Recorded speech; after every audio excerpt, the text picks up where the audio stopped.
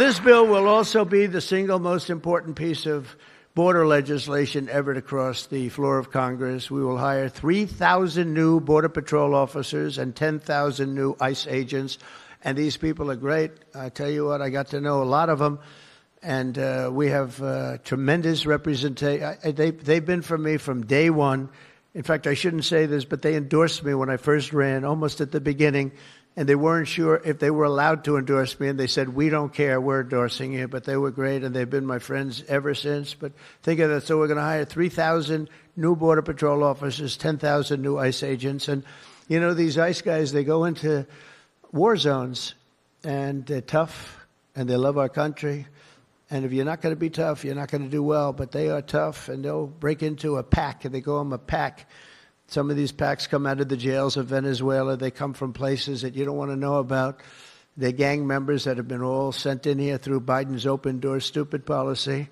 The dumbest policy, I think, well, we have a lot of dumb policies, but the worst, I think, is open borders, where anybody comes into our country totally unvetted, totally unchecked.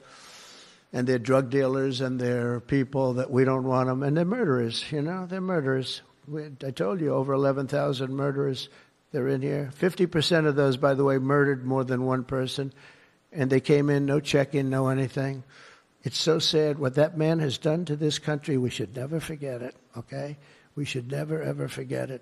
With that whole group of people, I don't even think it was him. He didn't believe in open borders. He didn't believe in men playing in women's sports or transgender for everybody.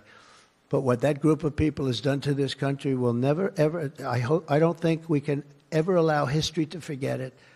What they've done to us is so sad. We're going to fully fund the final sections of border wall, impose a new remittance tax on money sent back to foreign countries, and dramatically increase deportations to a bare minimum of 1 million illegal aliens per year. And what we're doing is we're really going after the criminal aliens, of which we have plenty to work with. People say, well, that's a lot, isn't it? Well, remember, these countries are very smart. They're headed up by people I know. In almost all cases, they're very smart people, and they have the people of great common sense. They're not sending their good people out. They're sending the bad people out, and they put them into caravans. I think I came up with that name, but somebody did. It's a great name, a caravan. Thousands, and sometimes as many as 30,000 people walking right into our country. Again, last month we had none. Think of that. It's almost, people say it's almost impossible.